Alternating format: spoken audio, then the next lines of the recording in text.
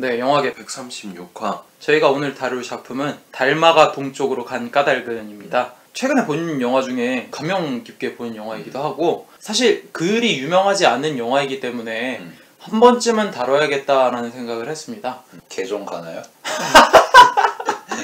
제가 한평생 개신교인으로 살아왔지만 정말 깊은 감명을 받아서 이 영화를 보신 분들의 평은 주로 호평입니다. 5점 만점에 3점에서 5점대에 고루 분포되어 있고, 한국 영화사 최고의 걸작이다 라고 하는 평들이 꽤 많았습니다. 그럼에도 불구하고 재미없게 보신 분들은 지루하다, 이해하기 어렵다, 그래서 달마가 동쪽으로 간 까닭이 뭡니까?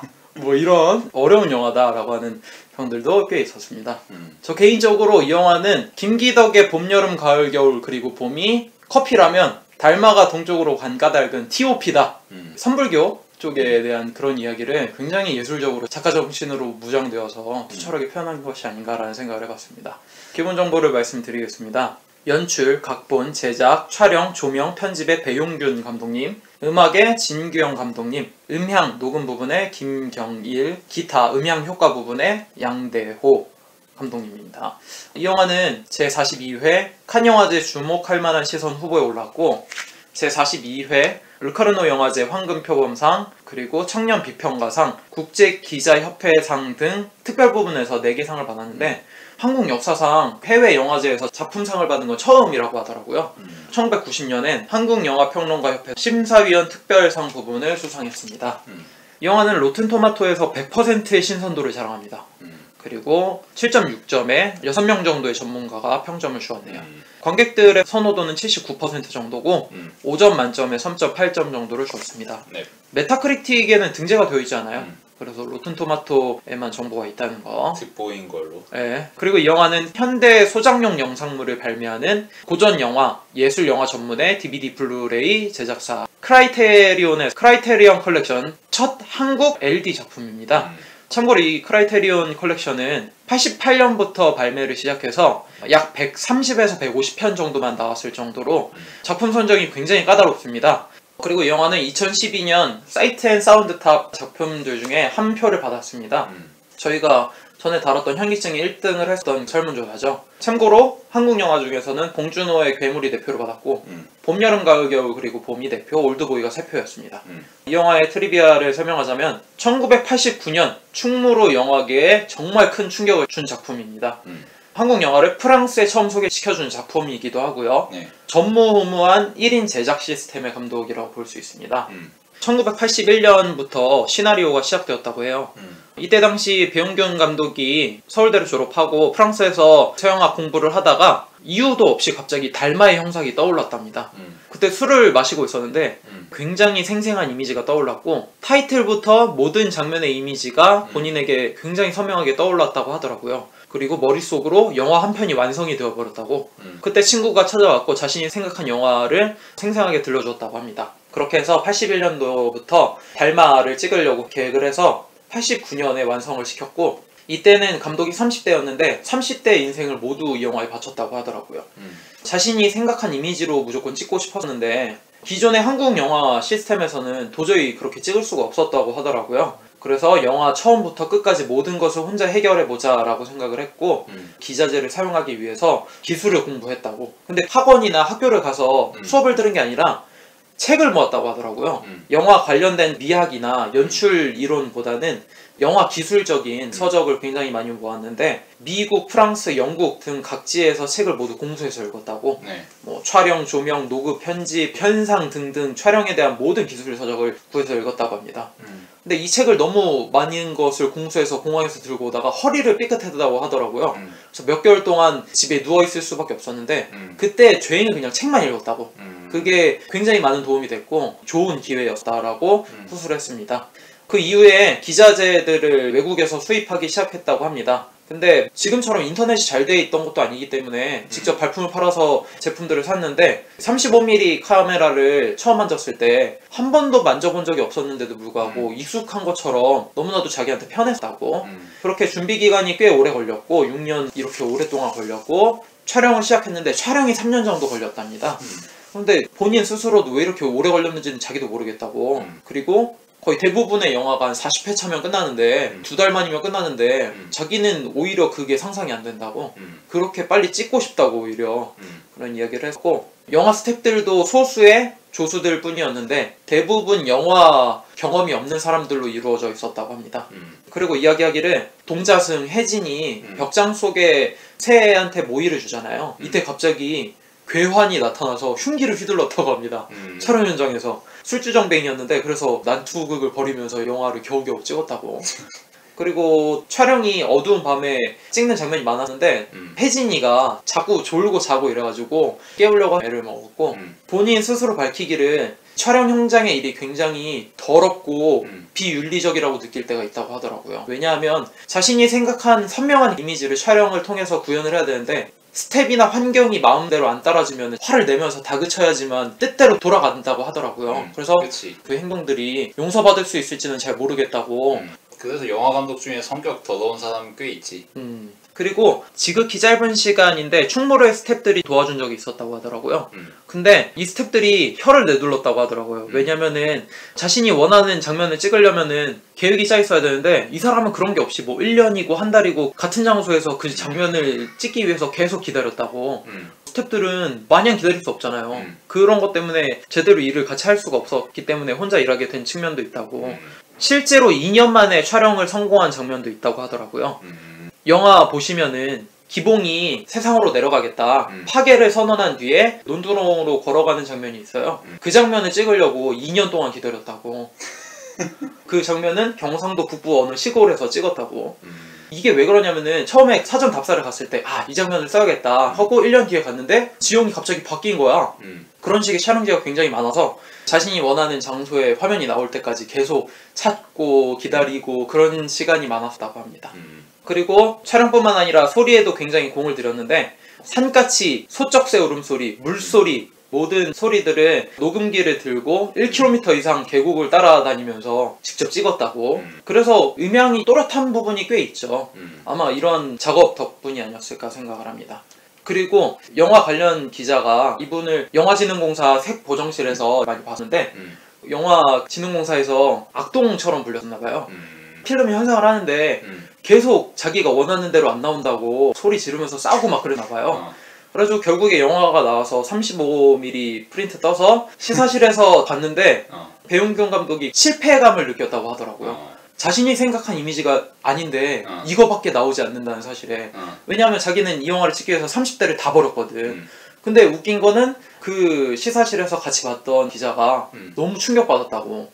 아니 한국에서 어떻게 이런 화질에 그리고 이런 구도의 영상이 나올 수 있는 건가, 그런 식의 이야기를 했다고 하더라고요.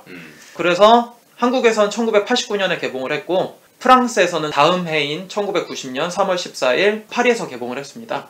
수년 동안 걸려 있었다고 하고 실제로 배 감독의 인터뷰를 프랑스에서 했는데 리베라 시용이라고 하는 잡지에서는 배 감독은 프란시스 퐁즈나 로베르트 브레송처럼 극도로 축약된 소재만을 사용해서 관객들을 사로잡는 데 성공했다 라고 이야기를 했고, 이 작품은 한 편의 영화라기보다 일종의 최면의식에 가깝다 라고 평을 했다고 합니다. 트리비아는 이 정도로 얘기하도록 하겠습니다. 자, 그러면은 스텝 소개로 넘어가도록 하겠습니다. 네. 연출, 각본, 제작, 촬영, 조명, 편집의 배용균 감독님. 대구 출생이시고요. 달마가 동쪽으로 간 까닭은이 데뷔작이고 검나 땅의 희나 백성이 두 번째 작품입니다. 그 이후로는 작품이 없으십니다. 경복고를 나오셨고 서울대학교 서양학과 출신입니다. 1976년도에 졸업을 했고 그 이후에 파리 대학원 조형예술학 박사 학위를 받았습니다. 1992년부터 2000년도까지 대구 가톨릭대 서양학과 교수를 역임하셨고 2000년부터 2001년까지 서강대 영상대학원 영상미디어학과 부교수로 계셨습니다. 서강대가 굉장히 빡빡하기 때문에 그만두고 다시 대구로 내려가지 않았나 뭐 이런 추측을 한다고 하더라고요. 이분은 초등학교 3학년 때부터 화가를 꿈꾸었습니다. 사람이 할 수 있는 일 중에 가장 위대한 예술 중 하나라고 초등학교 때부터 생각을 했다고 하더라고요. 네. 그 이후에 중학교 2학년 때 영화에 관심을 갖기 시작했습니다. 영화도 화상 이미지를 통해서 작가의 사상과 감정을 표현한다는 점에서 화가와 감독 두 가지 모두 되어보겠다고 결심을 했다고 합니다. 미술을 공부하긴 했지만 영화는 스스로 배웠고 기술적인 것도 혼자 익혔죠. 고등학교 시절에는 에덴의 동쪽을 50번 이상 봤다고 합니다. 그래서 영화의 분위기나 장면 하나하나 놓치지 않으려고 했고, 꿈을 꾸면은 영화의 한 장면이 정지된 사진처럼 떠오르기도 했고 확대가 되기도 하고 그리고 89년도에 관객과의 대화를 통해서 모습을 드러낸 이후에는 영화와 관련된 공개석상의 모습을 거의 드러내지 않았습니다. 심지어 두 번째 작품을 발표했을 때도 단지 서면 인터뷰에 응할 뿐이었다고. 그 이후에 2000년에 부산국제영화제에서 모습을 딱 한 번 드러냈고, 거기서 감독님이 직접 말씀하시기를 작품하는 사람은 생리적으로 자기 작품에 충실을 하려면 불필요한 일에는 등 돌린 채 일하는 것이 필요하다라고 이야기를 했다고 합니다. 하지만 두 번째 작품 이후에 20년이 지나도 다음 작품은 나오지 않았어요. 네. 까는 건 아니고 그렇답니다. 그리고 기성 배우는 한 명도 쓰지 않았다고 합니다. 그 이유가 자신도 처음 시작하는 만큼 배우들도 기존에 있던 영화의 습관들이나 타성에 물들지 않는 사람을 쓰고 싶었다는 게 감독님의 지론이고, 검은 아이나 주연 배우 중 한 명인 전규수 씨도 거리에서 발굴한 인물이라고 하더라고요. 검은 땅의 희나 백성은 지금 찾아보기가 어렵습니다. 저도 보고 싶었는데 못 봤어요. 회천이라고 하는 마을을 찾은 중년 남자가 하루 동안 겪는 일을 다루고 있는 영화인데, 이 영화도 3년 동안 촬영을 했고 원인과 결과 그리고 이야기와 구조가 굉장히 동떨어져 있는 역사적인 사건과 철학 사이로 오가는 영화라고 밝혀져 있습니다. 그리고 아무래도 회화를 전공하셨던 분이기 때문에 촬영, 조명, 빛에 대한 감각이 굉장히 탁월하시다는 식의 인터뷰를 한 적이 있었나 봐요.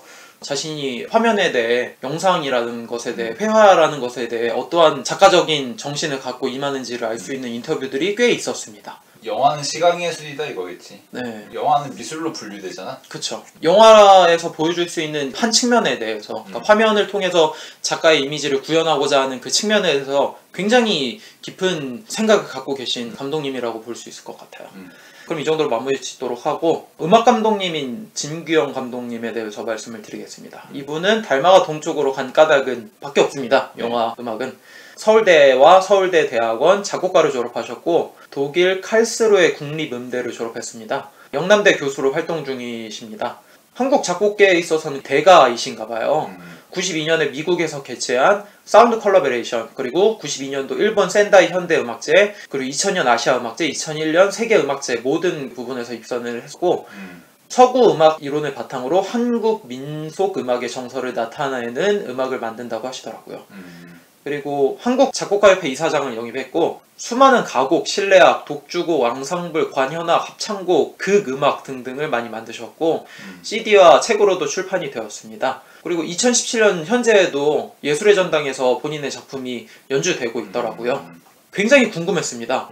어떤 분인지. 그래서 수소문을 해봤는데 이메일이 있으시더라고요. 네. 그래서 제가 이메일을 드려봤습니다. 진규영 감독님이 언론에 모습을 드러내지 않기 때문에 음악 감독님은 어떻게 일을 같이 하셨을까라고 궁금해서 용기 내서 한번 이메일을 보냈는데 답장이 왔습니다.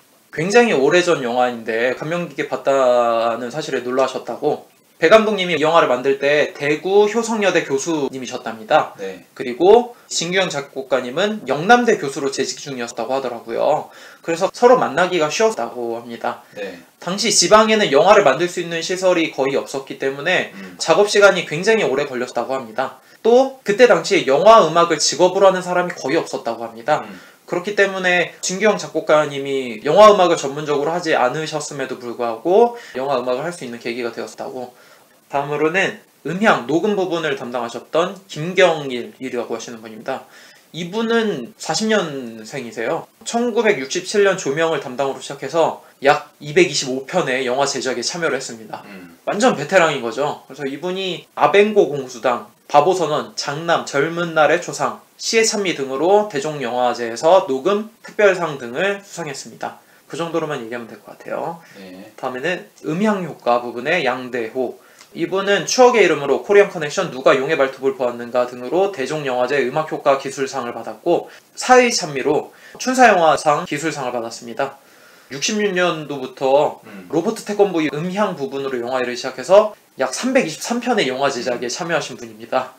장르가 굉장히 다양해요. 독고탁, 공포의 외인구단, 깜보, 씨바지, 행복은 성적순이 아니잖아요. 장군의 아들 시리즈, 영과 탱칠이, 에마 부인 시리즈, 경마장 가는 길, 복수열전, 투캅스 시리즈, 취화선, 빈집, 짝패, 밀양 등등 뭐 최근에 나왔던 작품들도 있었고 스텝은 이 정도로 소개하면 될 것 같고요. 배우 소개로 넘어가겠습니다. 노승, 해공 역할을 맡은 이판용 배우. 이분은 전문 연기자는 전혀 아니고요. 그 배은균 감독이 버스를 타고 가다가 발굴을 했다고 합니다. 그러니까 버스를 타고 가다가 저 얼굴이다 싶어갖고 바로 섭외 요청을 했다고 합니다. 그때 당시에 교회 장로님이었음에도 불구하고 선선히 응했다고. 그리고 이 영화에 아주 훌륭하고 자연스럽게 스님 역할을 하셨고 안타깝게 크랭크 아웃을 한 지 얼마 안 돼서 돌아가셨다고. 사실 크랭크 아웃이 한 1, 2년만 빨랐어도 영화를 보셨을 텐데 참. 네. 청년 승려 기복 역할의 신원석 배우. 이분은 달마 이후에 92년도에 세상은 살 만큼 아름답다라고 하는 두 번째 작품을 냈습니다. 그 이후에는 전혀 활동이 없었고 세상은 살 만큼 아름답다 이 작품은 굉장히 호평을 받은 작품이라고 하더라고요. 그 다음에 동자승 혜진 역할을 맡은 혜진.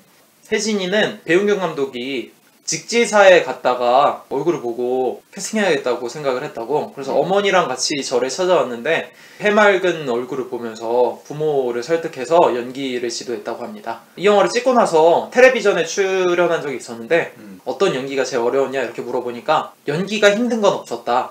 다만 감독님이 밥을 안 줘서 힘들었다고. 그래서 배 감독이 졸라 당황해갖고 아니 그게 아니라 동자승인데 뚱뚱해지면 안 되지 않느냐. 그래서 간식을 먹으면 안 된다 뭐 이런 식으로 요구를 했는데 그거를 얘가 이렇게 얘기한 거라고 변명을 했다고 합니다. 1부는 이 정도로 마치면 될 것 같고 2부에서는 영화의 시놉시스와 함께 작품에 대한 이야기를 나눠보도록 하겠습니다.